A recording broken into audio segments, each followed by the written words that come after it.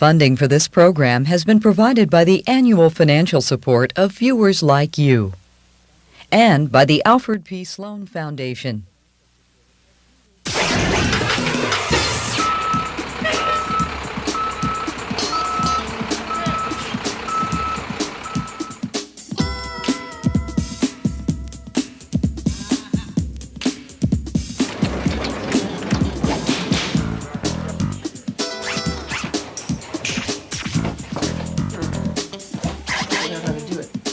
Remember Excite?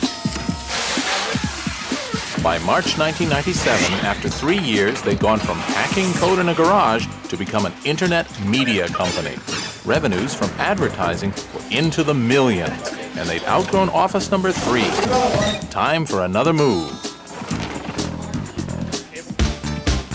3 years ago, we visited with 6 kids in a garage working on their dream. Starting with $18,000 and a bag of brown rice, they built Excite into a company with 200 workers worth $250 million. And this is just the start. It has to be, because in the world of internet business, the rule is grow or die. See, we moved from the garage to the dining room. We moved from the dining room to an office, about 5,000 square feet. We moved from that office to this office, about 12,000 square feet. And now we're moving to our final resting place. I wouldn't have even guessed that we would have moved into the Garcia office that we were at, the 2,000 square foot office with little dingy cubes. So that was a step up for us. And then to move in here and then to move into our very own building, it's just a surprise.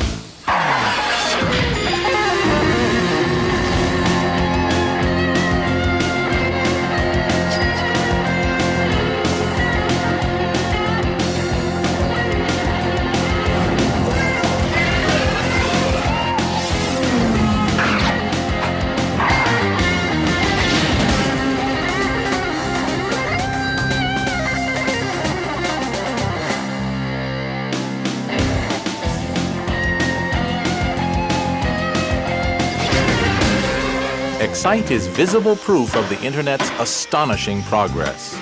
Its growth mirrors the expansion of the wired world. In 4 years, the number of Americans using the Internet has risen from 5 million to 62 million. Traffic on the Internet is doubling every 100 days.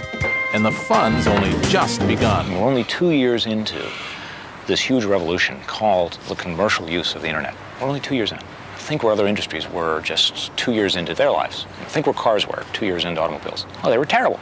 I mean, bicycle wheels, a tiller for the steering wheel, a motor that took you at 5 miles an hour and died in about a half a mile. If you look back in history, past the scope of this program, past 1970, past 1900, back to when we were human beings in small tribes hunting and gathering. Everybody you had to deal with was somebody you saw every day. And we're a species that's based on communication with our entire tribe. And one thing that modern communication does is make it possible, again, for us to communicate with anybody in the world. Unlike the PC, it levers the top line. It helps us entertain and inform and educate and inspire and sell and make community, even make meaning out of life and out of death. And that's a far more powerful dynamic than cranking out memos and doing financial analyses with a spreadsheet. Think of this as just a few milliseconds after the Big Bang. I mean, we only barely discern the fundamental laws of physics, the business models that are going to work. What better place for a Big Bang than CERN, the European Laboratory for Particle Research? Believe it or not, this is where the explosive growth of the Internet began. Here in Geneva, Switzerland, the next great Internet breakthrough, the World Wide Web, was created by an English programmer named Tim Berners-Lee. There was always different sorts of people from different countries who brought different sorts of computing equipment. And so CERN was at the forefront of making gateways for file transfer exchange so that you could get files from different sorts of computer, email exchange so that you could get email from the proprietary systems to cross borders and go into another proprietary system. And although I wasn't involved with that, that was the spirit. There was a lot of networking. Despite all this networking, there was no simple way for CERN scientists to retrieve information from each other's computers. In fact, it was exactly like the Internet on a small scale.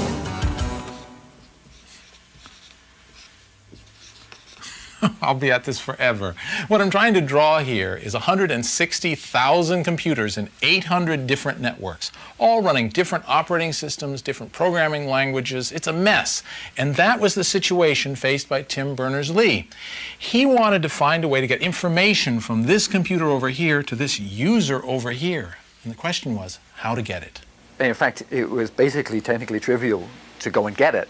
It just happened that you had to be a guru of the highest degree to actually be able to navigate all the networks and figure out all the programs that you would come across on your way and know that, what commands to give them to actually get the data back. And the chances are when you got it back, you wouldn't be able to actually read it anyway because of all the incompatibilities. Started in October writing a program which I called World Wide Web. You're reading something, you could, if it's interesting and you've got write access to it, you could just highlight a phrase, hit a hotkey, Control-Shift-N, and it would bring up another window. Tim Berners-Lee's greatest achievement may have been giving an address to every bit of information on the Internet. You've seen these things. www.cringely.com. That's my web page, and this is the address called a Universal Resource Locator. Forget about that.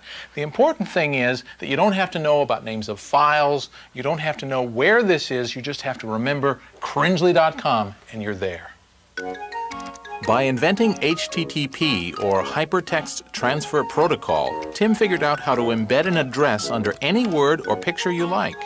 And then when you click on that word or icon, you automatically jump through the Internet to, say, the Cringely domain. Ah, there's a website for sore eyes.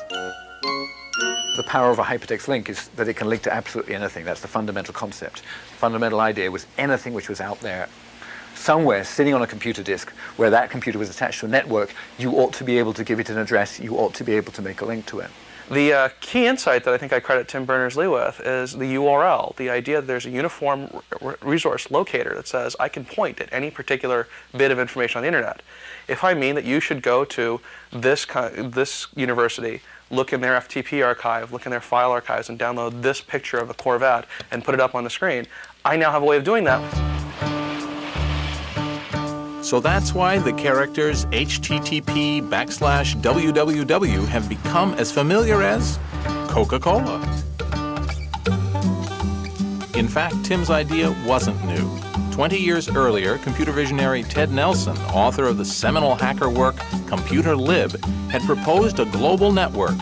He called it Xanadu, a magic place of literary memory, after Coleridge's poem Kubla Khan.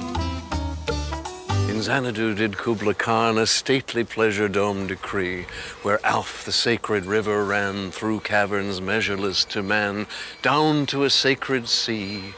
Xanadu was measureless too. It involved storing all the world's literature on databases and accessing it through links which Ted called hypertext, with an automatic system for paying royalties to authors whose work was used. But like Coleridge's vision, Nelson's Xanadu never saw the light of day. But Tim's invention did, and the World Wide Web turned a network for geeks into something everyone could use, though not everyone's pleased. Tim Berners-Lee figured out that the key was extreme simplicity. And that's very painful to me because, of course, now the Websters are trying to grapple with all the issues we were trying to solve in a single design at the beginning. And the World Wide Web is pretty awful. I mean, I dearly love Tim Berners-Lee, and I think he's a great guy and a wonderful idealist, and he just achieves wonderful things. But the unfortunate thing about the World Wide Web is just how messed up it is. Perhaps it's sour grapes, but at least Ted Nelson can claim the creation of hypertext. But does he? Hypertext is obvious.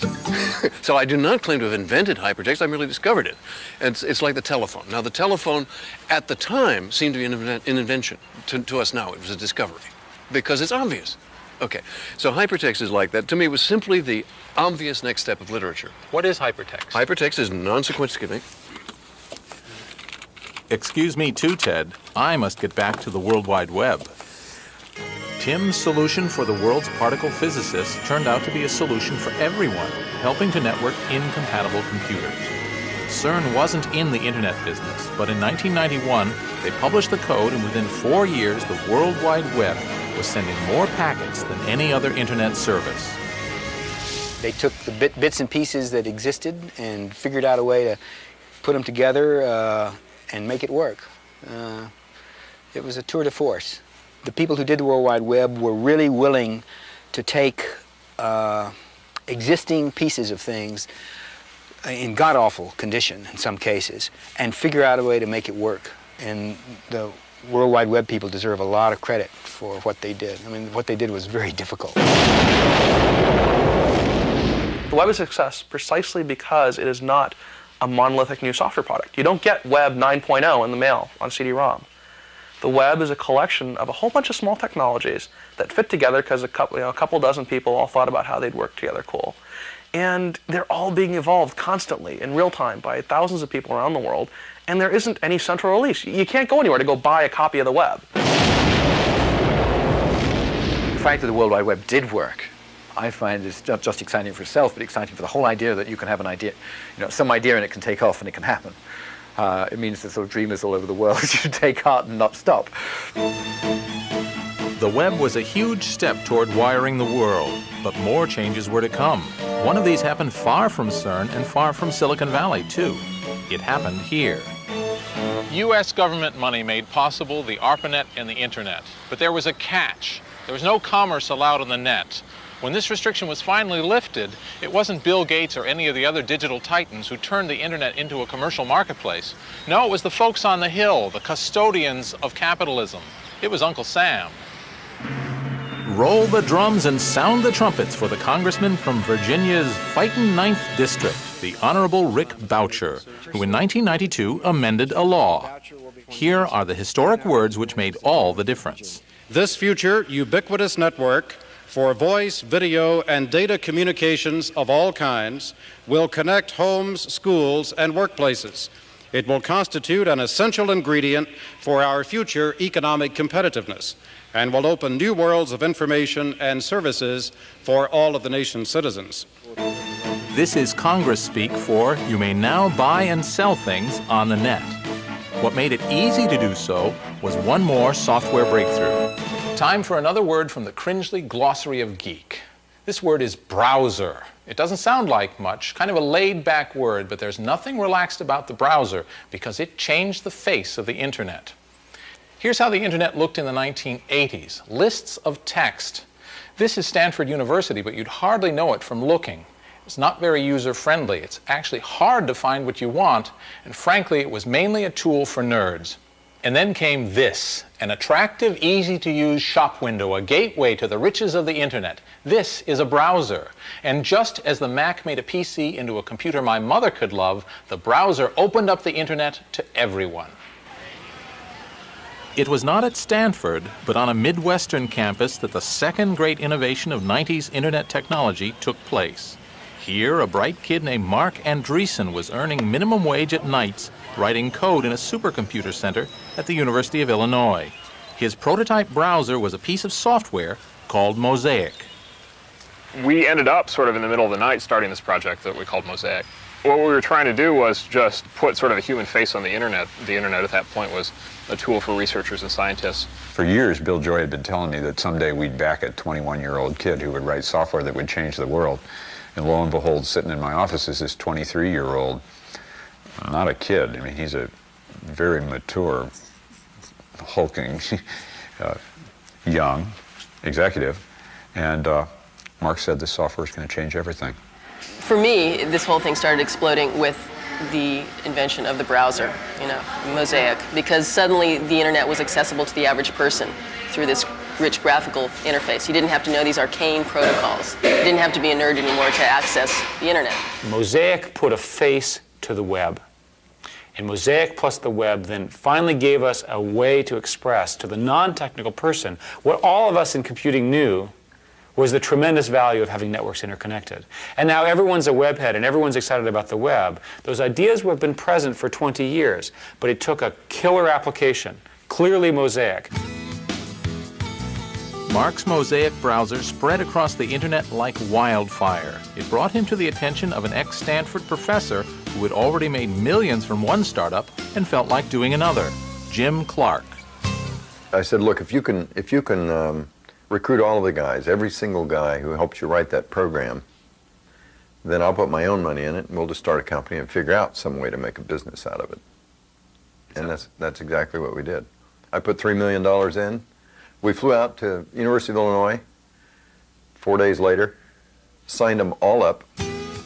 After a brief tussle with Illinois over the Mosaic name, Jim and Mark's new company became Netscape. Their product was a Mosaic killer, Navigator. Jim's plan for the company was, well, minimalist. But my attitude was, if 25 million people are on the net today, 1 million of them are using Mosaic. This was, bear in mind, April '94. And we can displace Mosaic. There's 24 more million people who would like a product like this, presumably. And the market, the size of the net was doubling roughly every year and a half. So I meant by the time we had our products in the marketplace, it would be 50 million people. So you've got to be able to make money with 50 million people using your product. And that was the sum total of the business plan at that time. It didn't take a rocket science to figure out that there was a big market here. And we had one meeting with Jim and Mark after that, decided to invest, and then set about on a crash program of 120 days to hire 4 vice presidents and a world-class CEO and get the Netscape products shipped. Well, fortunately, you had the money. Fortunately, I had the opportunity. The money was easy. It was knowing the opportunity and recruiting the people. Well, in about a year and a half's time, we had 65 million users, the most rapidly assimilated product in history. In other words, no one had ever achieved an install base of 65 million anything. In fact, I don't know if anyone had ever achieved that kind of install base in anything except perhaps Microsoft. So, and Beanie Babies. And Beanie Babies, okay.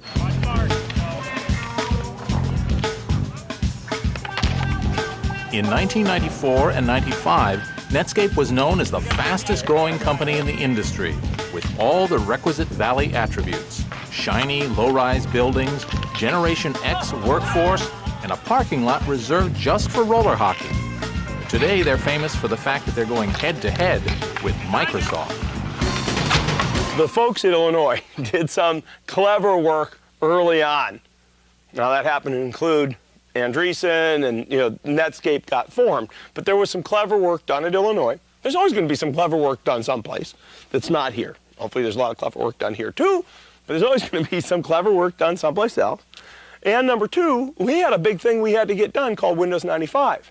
And while we managed to get a browser done and built in because we weren't asleep, it didn't get the same kind of passionate forward, 100% focus that we love to give things, because we had a lot of that focus already into doing the basic job of Windows 95. And so a little bit of cleverness and a little bit of sort of other priority was all it took to create a window.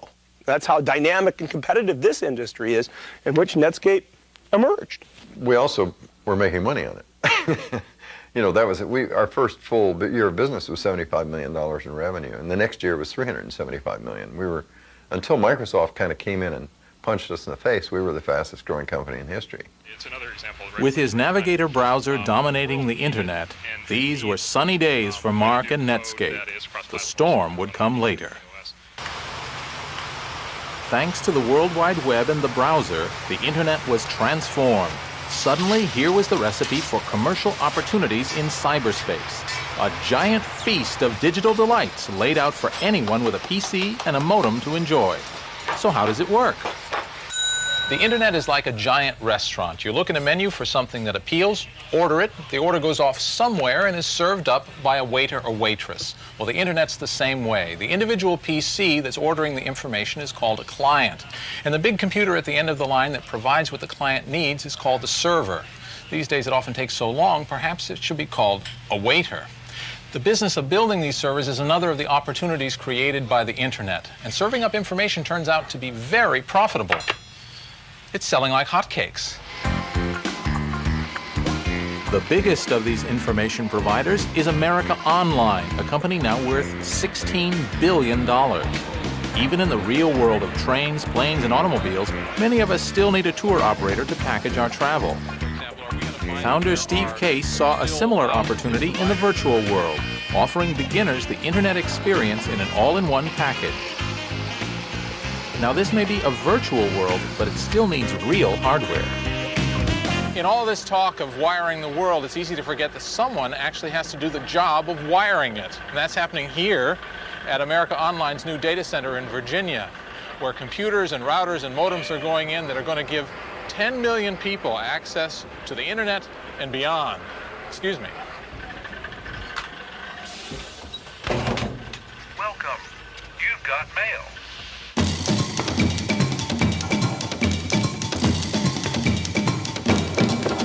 In 1982, bought my first computer and wanted to hook it up and be part of this online world, and went to great lengths to make that happen. It took many months, hundreds of dollars to get the modem to work with the software, to work with the cable, to work with the computer, to actually connect to this world. So it was very frustrating. At the same time, I found it kind of exhilarating that I actually got it to work, and I was able to access information and talk to people all around the world from my little desktop in Wichita, Kansas, which is where I was living at the time. So I thought the whole thing was really quite magical. And the companies that are leaders in making that happen and popularizing that concept for a mainstream audience, I think are going to be very, very successful. And we'd like AOL to be in this new interactive world what AT&T was in the telephone business 100 years ago, or Microsoft has been more recently in the software business. There's a big opportunity here. Oddly enough, Microsoft wanted to be the Microsoft of the online market too. But for a change, Microsoft didn't succeed. The Microsoft Network was our decision to get into the online service business. We thought that for people at home in particular, this would be explosive. And we very much believe that to this day. Electronic mail, staying in touch with your friends, seeing what's going on in the local community, getting up-to-date news, and having that be nicely packaged with chat sessions and neat new software features. We saw a market for that. Even I made a foray into this marketplace. Back in 1994, Apple Computer created an online consumer service called eWorld. One of its notable attractions was the columnist Robert X. Fringely. At the time, I made this bold statement. So my job on eWorld is to create controversy and therefore get a lot of people talking over the electronic back fence. Impressive. eWorld went belly up, though Apple fights on. And me? Why do you think I'm schmoozing with the guy who runs America Online? He has 10 million subscribers already, but 80% of Americans aren't wired. That's what I'd call an opportunity. There are more users, more websites, and more data sources joining the internet every day. Plenty brings its problems. The more places you have to look for information, the harder it is to find what you want. We need help, so people have invented tools for the job. Search engine, another word invented for the internet. The World Wide Web is an enormous collection of database libraries that hold information rather than books. The problem is, how do you find what you want to know in that mass of information? Well, librarians cracked that problem years ago. They invented the catalog. Rather than look individually through all those books, I can find what I want by searching this card catalog. On the internet, the same thing is accomplished by a search engine. It continually catalogs and indexes every word in all those databases. So if you want to know about, say, the career of Arnold Schwarzenegger, go to the search engine, it searches its index, and presto, there's everything you ever wanted to know about Arnie. And a lot you didn't.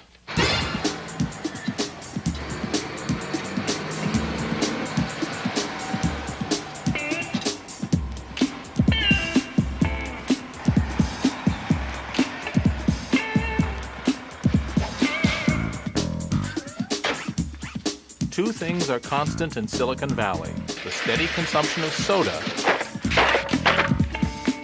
and change. Excite's original product was just a search engine. Now they've built a business around it. They changed the company name. The offices changed from grungy to glitzy. And in 1995, they became that web phenomenon, an internet media site. A cross between an electronic newspaper and a cable network, funded by advertising. We call ourselves publishing on steroids. So devoid of print, paper, and ink, we do what a publisher does or a cable provider does. We aggregate consumers around our programming, and then we sell that demographic back to advertisers. The different ways to make money in the internet are just beginning to emerge. For Excite, the model is a media channel with content to attract me and advertising to catch my eye while I'm there. But there are other ways. Pay-per-view, mail-order shopping of every kind, games, auctions, and services with no earthly parallel. They're all putting their faith in a new medium to deliver the big payoff. Every time a new visual medium is invented, one application drives the market. This was true for still photography, true for motion pictures, it was especially true for VCRs, and it's true for the World Wide Web. I'm talking about sex. Sex sells, but there is a market for it, and it's true capitalism. If there's a market for it, it will be filled, and it's legal, and there's nothing wrong with it. In the beginning of this industry, like other industries, people are willing to pay for adult content. The home video cassette industry is a prime example. Initially, people were paying several $1,000s back in the 70s for machines to go home and basically watch adult content. As part of this job, of course, you have to type. Is there a typing speed requirement? No, you want to have your nails manicured and everything, and nails do slip a lot on the keyboard. Sure. But as long as you just, like, simple things like, hi, how are you, babe? And you could just put R, you. You don't have to put the whole word down. Sure. And then most of the time you're saying, oh, yeah, baby. So you go, oh, then you go, oh, baby. Does your mom know the work you do? Yeah, actually she does. Yeah, she's okay with it. It's the 60s thing. She's all in that 60s level. Oh, you had a hippie mom. Yeah. So it's great now. Cool. Grandma, on the other hand, would not understand. But then anything with computers, oh, honey, you're moving up in the world. And computers, that computer thing, that's going far, that's futures in computers. So as long as they tell them about computers, it's fine. It didn't take long for the advertising industry to notice the growing number of eyeballs staring at websites, or for website operators to start selling those eyeballs to the advertisers. In 1999, online advertising revenue will reach $2 billion, and it's been doubling each year. How about advertising? Well, people say, what a puny number. The software industry only had $300 million in advertising for that internet companies that were supported by advertising. Well, I say, yo, a year before that we had 0. Now we had 300. This March we had 57 million. Who thought we would own advertising? Advertising is the most frequent form of money-making for us, and we have enough people coming to our various online sites that advertisers are interested. And so that's been, for the last 2 years, the majority of our revenue. But then merchandise as well. We have books, we have primers, email services. We do free massages as well. Meet two wise fools, Tom and Dave Gardner. They are dedicated to debunking the gurus of Wall Street and sharing financial advice with other net users. The Motley Fool's an archetypal web service, irreverent, inclusive, and informed, and growing like crazy. In the internet, things change every 3 months. You just can't possibly prepare. If a typical company grows about 10% a year, we're growing about 15% a month. That means each month feels like a year. And if you saw Dave, he was about 1.5 feet taller about a year ago. I was a fetching fella back then. The Motley Fool today is a media company whose mission is to teach people how to invest their own money. We have 600,000 households coming to the Motley Fool every month. Building communities where people can aggregate ideas. Let's say we put 100,000 people together in a block that are going to buy insurance or they're going to buy mutual funds. If we can package them together, have everyone work together, we're going to be able to cut prices significantly. And that's the beauty of going online, of being online. You have a voice. Everyone has their little publishing house right there in their home. Everybody has ideas to share. What makes a good fool? A fool is someone who thinks for herself, somebody who is willing to roll up his sleeves and make his own decisions. One size fits all, actually. Yeah. Oh, There, my reputation precedes me. Nothing foolish about saving money on groceries. A website called Planet U sends your grocery coupons direct to the checkout, replacing bulk mail and saving trees all at once. The idea came from hyper-nerd Christine Comerford. The key concept is eating. If you don't eat, you're dead, okay? So how about taking the most basic thing that we all have to do, right, and bringing those packaged goods, the people who promote this salsa, whatever, wheat thins, okay, bringing those people to advertise on the net, because you've got to buy paper towels anyway. See, the thing is, 325 billion coupons are distributed in the USA annually. 2% are redeemed. Only 2%? 2%, yes. 98%, all right, end up in the rubbish or in the recycling. It is totally ineffective. So once you grab your Planet U promotions, either from a partner website or from the Planet U website, you can then say, I want my promotions mailed to me, or I want my promotions delivered to the store that I shop at. Aha. So you can deliver them to the point of sale system. You walk in, you identify yourself by swiping whatever card you set up as your ID, all right? And then, ka-ching, the register receipt has a deduction.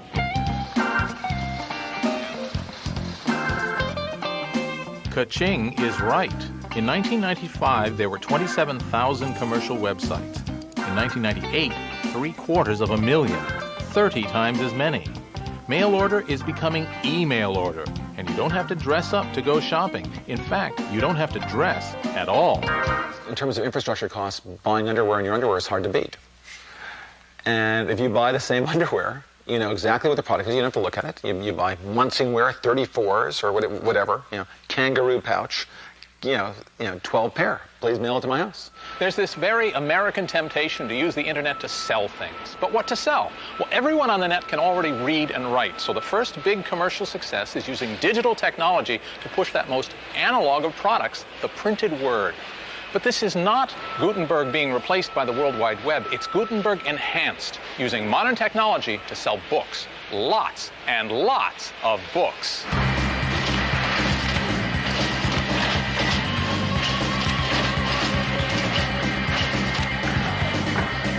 In the spring of 1994, I came across the statistic that web usage was growing at 2,300% a year. And outside of a petri dish, I hadn't seen anything grow that fast. I made a list of 20 different products that you might be able to sell online and picked books as the first best product, primarily because there are so many books. There's no way to have a 2.5 million title physical bookstore. The largest physical bookstores in the world only have about 175,000 titles.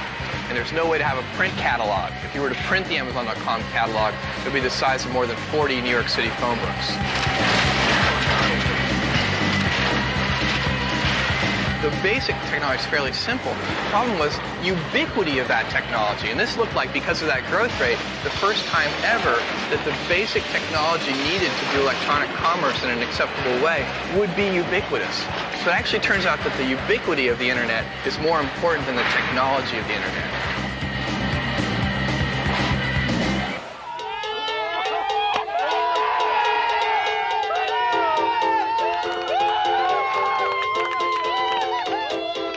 The internet is creating the biggest Californian job boom since the gold rush.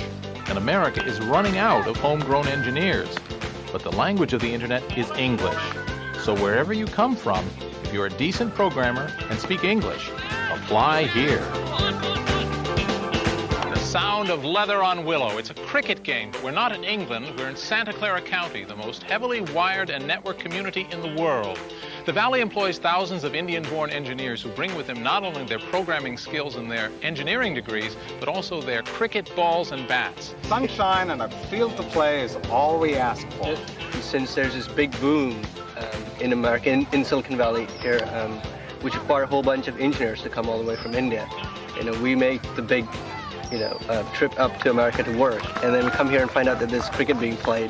India is the second largest country with the number of engineers after the United States in the whole world. So I think that is a factor. And the second thing is because It's an English-based system. It's a lot easier for people to come from India and integrate and do business in the United States. With the arrival of the internet, companies here can now fill their job vacancies with skilled Indian engineers who don't have to leave India.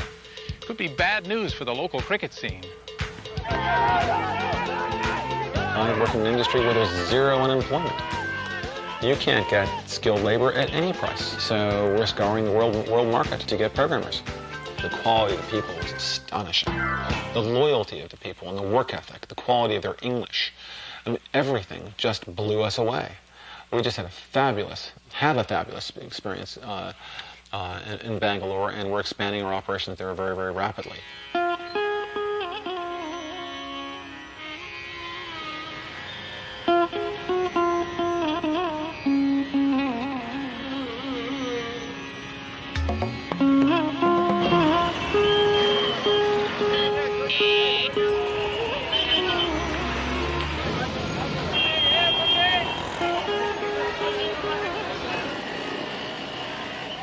For all the outward differences, India's Silicon Valley has a lot in common with my Silicon Valley, starting with traffic jams and construction everywhere. The street signs and billboards are all in English. Bangalore is busy and booming because of the huge numbers of programmers Western companies are putting to work. The internet has become a worldwide digital communication network that rivals in size the telephone system. So here we are, 12,000 miles, 12 time zones away from where I live in Silicon Valley in California, in Bangalore, the Silicon Valley of India. Programmers here solve the problems of users around the world. Companies founded here serve customers in Europe and the United States. And it all happens because of the internet. So what we have done is to set up company here, the kind of investment which you see here, which you have made, with a clear approach to do work in India, leverage those skills, develop those technology skills in India, so that we leverage that for Novell. Novell, the netware company from Utah, is constructing a new Indian headquarters building here. 21st century technology built by pre-industrial labor. We work with GE, General Electric, almost all the units of GE, Allied Signals, Sequent, Xerox, Putnam Investor Services in Boston, Tandem, Cisco, Stratacom. Sundar Sankaran is a typical young programmer in Bangalore. Sundar offered to take me to work with him on the back of his motor scooter. Apparently, every one of his fellow programmers had exactly the same idea. They say that in Bangalore, every second person writes code, and everybody honks at the traffic lights. Honking is a major pastime out here. So you tend to get bored, you generally honk for some time. It makes you feel nice.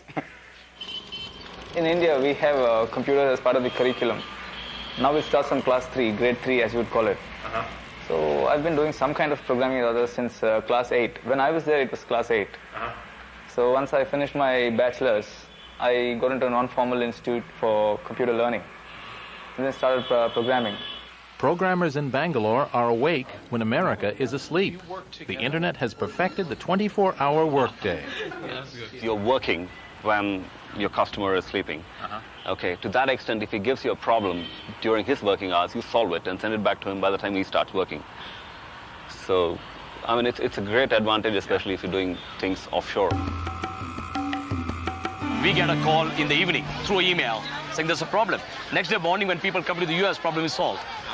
While the customer gets surprised saying, well, I just told you at 5 o'clock in the evening, how come in the morning you guys solved it? Now the problem is solved in other part of the world by really using this 24-hour development cycle. It's not only cricket the British Empire gave India, it also made English the language of government and higher education, which gives Indian engineers another great advantage. People here know English, unlike Japan or China and places like that. People know English, so that is a lingua franca of, software. You have to know English. My kids study in an English medium school. They cannot read or write, my own mother tongue, which I'm able to do it, but the next generation is not able to do that. Same way you'll find that Indians don't have problems picking up languages. They can speak French, they can speak, Belgian probably, Most of the languages, people going from here, they pick up very easily. For an American, especially an American from Silicon Valley, it's almost impossible to imagine India as a high technology development center. I mean, just look around. This is amazing. The average person in an Indian school learns at least 3 languages: English, Hindi, and their local language. Some of them know 5 or 6. Compare that to American students. Think about it in terms of computer languages. What are they? They have syntax, they have characters, they have objects, they have verbs. What's the difference between C++ and Hindi? Not all that much, really. They have a 5,000-year tradition of mathematics, which we don't.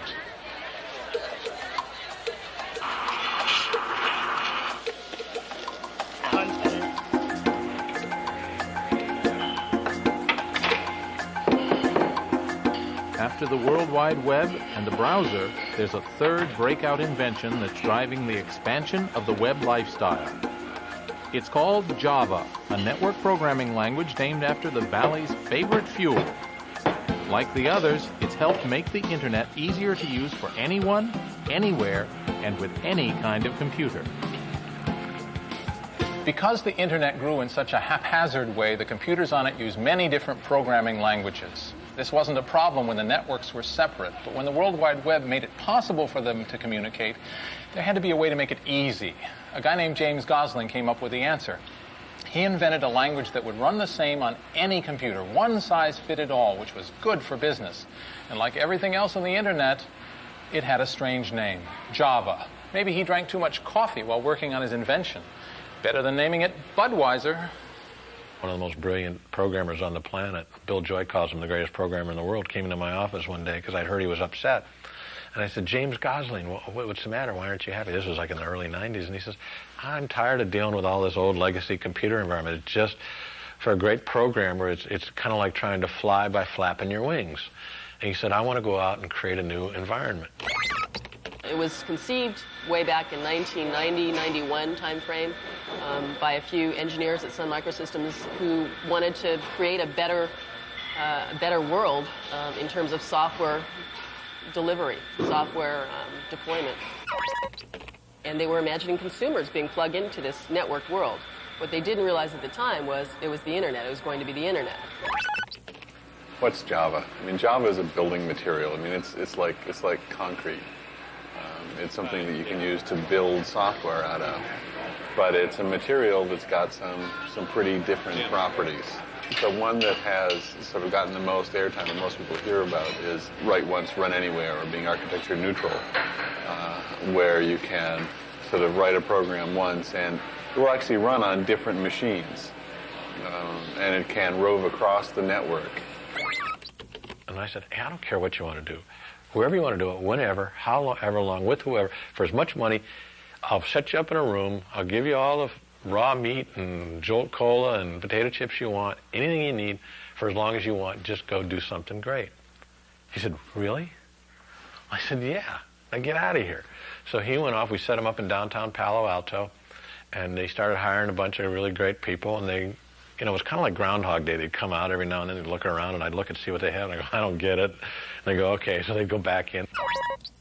Certainly early on, I don't think Scott had a good idea what it was about or what it was for. It was sort of this group of, rabble-rousers off in the corner doing something really odd that he didn't know how it related to their main business. And the truth is that in the early times, it didn't relate to the main business. Everyone knows that if you go to the computer store, you have to buy software that runs on Windows or a different piece of software that runs on the Mac. With Java, you could take a single program and it will run on both, and it will run on both well. That opportunity was created because of the internet. Because the internet is a mixed network, and it doesn't make sense to have 20 versions of your software on a single server. So the promise of the internet coincided just at the right time with the great inventions by people like James Gosling in the language. It's taken the world by storm. It's very clearly now going to be in some 300 million computers just 3 years from now. I think there's 200 books on the market right now on Java, 4 million programmers programming in it. and it's only 700 days old, so that's phenomenal. I've done many things that have gotten very popular, but amongst a very sort of nerdy community. Because the kind of stuff I do is stuff that I have no idea how to explain it to my mom. Or even explain, even at a high level, why it's interesting to my mom. And so it tends to stay in a fairly closed community. And to have something that has touched people's everyday lives surprised me.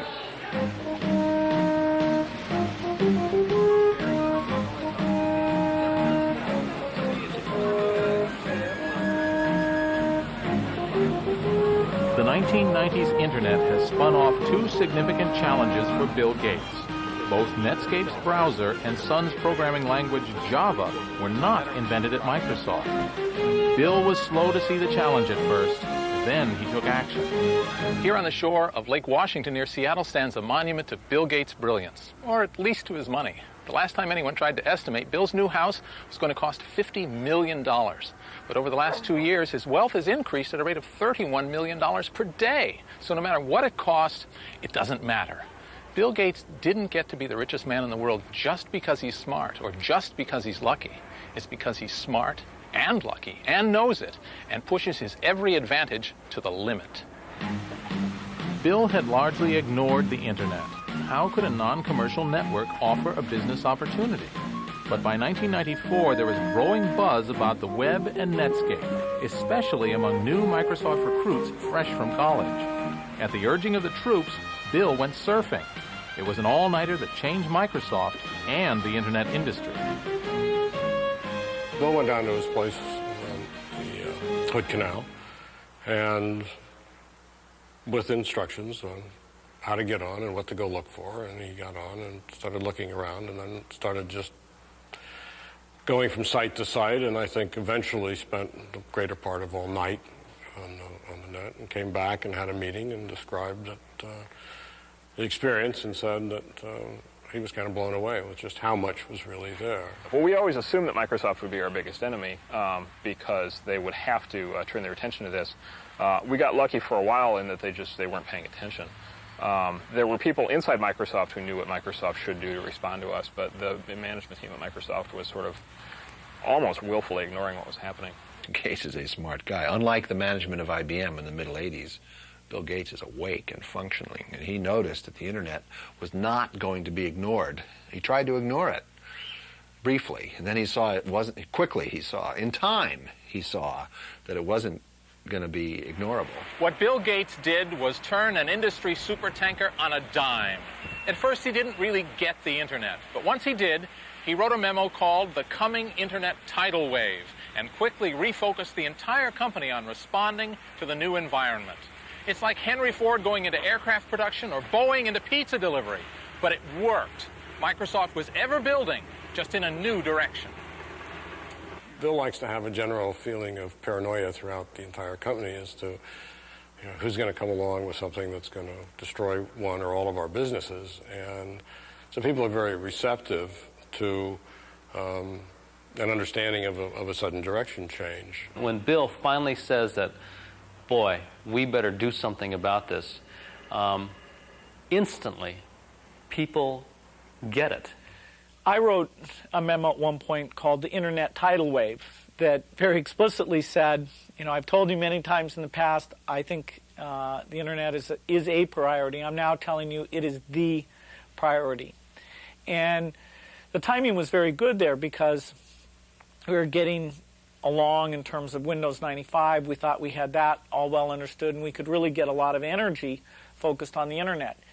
Microsoft announced to the world their change of direction on a date with historic significance for Americans, Pearl Harbor Day. It was actually Admiral Yamamoto who observed that he feared they had but awakened a sleeping giant. We did a big event on December 7th, it's been 1995, where we, for the first time, showed the world how this had all built up, and they saw, hey, this is pretty dramatic. This company is going to deliver great Internet software. So that saying it was an epiphany is a little too much, but saying that it became the centerpiece of our strategy, that's absolutely right. You will hear from us that we're not forming an internet division. To us, that's it's like having an electricity division or a software division. The internet is pervasive in everything that we're doing. The big break happened at the famous Pearl Harbor Day talk, but Microsoft was doing a bunch of stuff leading up to that. And in fact, they have this thing they do now, which is every 3 months they come out and say, and re-announce how hardcore they are about the internet. And so they've like done that like 5 or 6 times now. When the slumbering giant awoke, this was the result. Microsoft's own browser, the Internet Explorer, a product designed specifically to compete with Netscape Navigator. Funny, don't they look alike? But in 1996, there was a big difference between them. Netscape Navigator cost business users $49. Internet Explorer was free. They're working hard, as you can see here, implementing all the standards we need. And what do you think we'll charge for that? Like all the others, nothing. Okay, well that's quite a deal. Ours was always not free. It was freely downloadable. But if you were a business using it, you had to talk to Netscape about a licensing agreement. That was the way we felt we would be able to make money in the early days, and that was the way we made money. We made $75 million the first year in revenues and $375 million in the second year. The third year ended up being somewhere north of $500 million in revenues. And we did that by giving licenses for companies to make company-wide use of the browser. Microsoft's free Internet Explorer started taking market share from Netscape. To people who care about the market benefits of competition, that's a controversial thing to do. Giving it away is an anti-competitive technique. They're trying to kill Netscape by drying up its revenue sources. And it should be illegal. They should not be permitted to do that. If any antitrust has any use, it's to go in now and say, you spend millions and millions of dollars to develop the thing and you give it away. Why are you doing that? Clearly you're doing that to damage Netscape. You're not allowed to do that.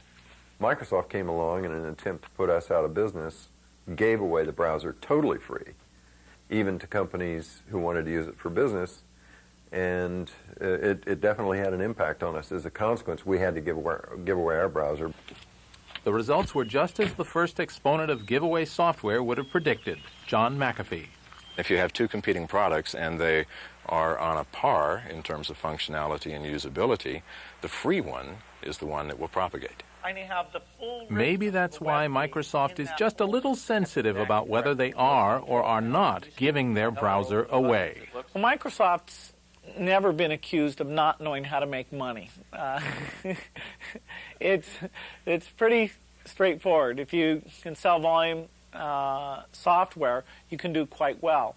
Now, in order to keep Windows very strong, we felt having a free browser that promoted our extensions as well as providing all the power of all the other standards, that was critical to our strategy. And so the browser investment is totally paid for by the fact that it helps Windows. And Windows is a very good, quite profitable business. Do we give away software? I don't think so. Nobody ever told us we were giving away the print manager, the thing that lets you configure printers in Windows. It's just a built-in piece of Windows. The browser, similar, is really a built-in piece of Windows. Now, we sometimes update it when it's not time to update the rest of Windows. And so we basically sort of think, let's make sure people get all those updates. But in point of fact, to run our browser, you got to own Windows. So in a sense, while the browser itself may be free, we're getting paid. On May 18, 1998, the Microsoft Netscape dispute took on a new dimension. The U.S. government stepped into the fight. The Department of Justice filed an antitrust lawsuit against Microsoft alleging anti-competitive practices in the browser market. The Justice Department has charged Microsoft with engaging in anti-competitive and exclusionary practices designed to maintain its monopoly in personal computer operating systems and attempting to extend that monopoly to Internet browser software. The intervention of Uncle Sam into an industry which until now hasn't had much regulation is a seismic event in the history of the Internet.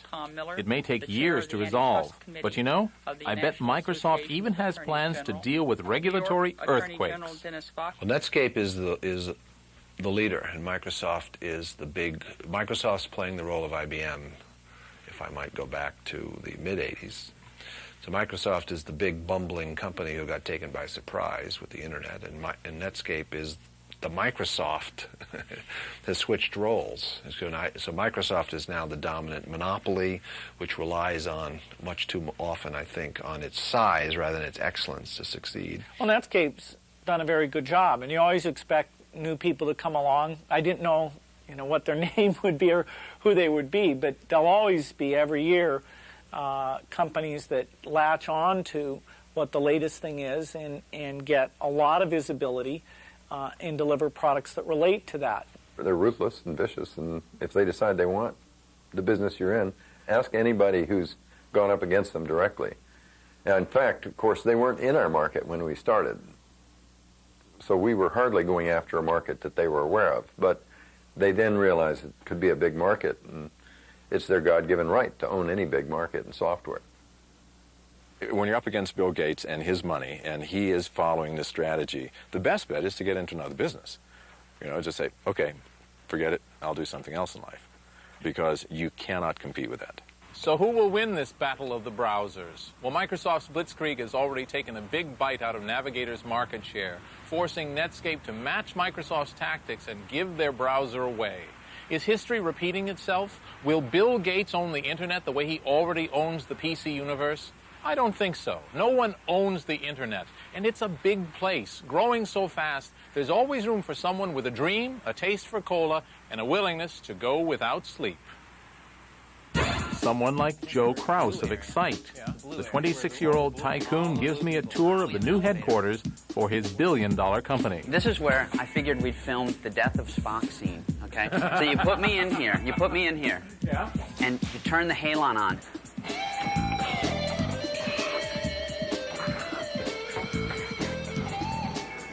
The last mind meld. Tell my wife I love her. It's a new show. It's a show every 90 minutes. I'm like Shamu. Hey, you brought with you the alien baby. This is leaking.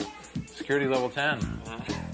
We've got, you like the garage door? You started in the garage, now you have a garage This door? conference room is actually called the garage, right? So we figure sort of hark back to our roots here in the garage. This is for executive caliber meetings. He dons the bolt. The first time we were with you guys was, 94? Right? 3 years ago. 94 in another garage. Mm-hmm. And I had a sense at that time, just a little sense, that you basically had no idea what you were, up against. That hasn't changed. Just looking around me and saying, wow, we have all these fantastically dynamic people that we're working with, and this company exists here because of us, because of something that we started, and that's insanely gratifying. I was sort of listening to myself talk about this and think, wow, are we really successful at this point? Have we really gotten that big so that now I'm telling small startup companies how to do the same thing? Because I think that the remembering back to the garage helps keep you paranoid, because you realize how quickly things can go from garage to something like this. And I think we all feel extremely proud and happy and of what's been accomplished. But I think that it sort of reminds you that just as easily as you can make it here, you can make it back to the garage.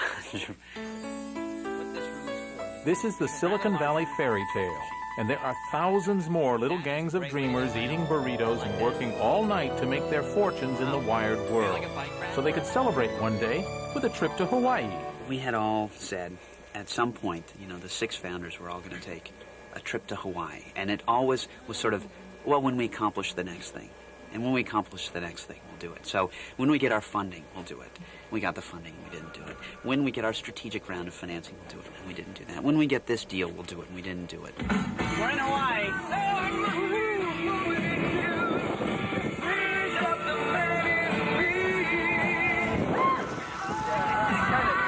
Feels like the So the Excite guys got to Hawaii at last.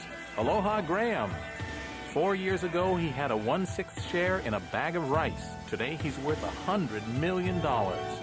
Dreams large and small can come true in the age of the internet, as any computer billionaire will tell you. I went on a camping trip 2 weeks ago with my family. How did I find the campground? That homepage. I got up there and it showed the nice little bunnies and the cabins and the tent sites. Boom! I reserved right there on the spot. Let's go camping. The internet has come a long way from the halls of the Pentagon, time-sharing, and the first faltering attempts at packet switching. To my way of thinking, the ARPANET is the best investment this country has ever made, other than probably the Louisiana Purchase. No one owns the internet. No one controls the internet. The internet is the common heritage of all humankind. The killer app for the internet is telepresence. It's using the net to be places that you don't have to go to. We want to have a conference where everyone attends but nobody goes. So that's how you get your name on a ballpark. Maybe one day this will be Excite Park, or Cringely Park, or a virtual park which everyone attends on the web.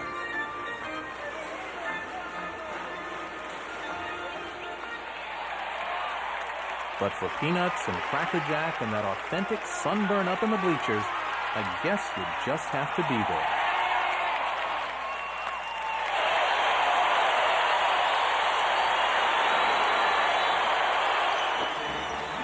To the ball game, take me out to the park. Buy me some peanuts and Cracker Jack. I don't care if I never come back, 'cause it's root for the home team. If they don't win, it's a shame, 'cause it's 1, 2, 3 strikes, you're out at the whole ball game.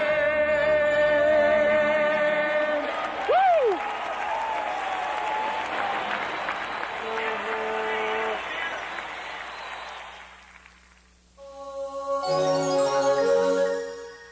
Funding for this program has been provided by the annual financial support of viewers like you and by the Alfred P. Sloan Foundation.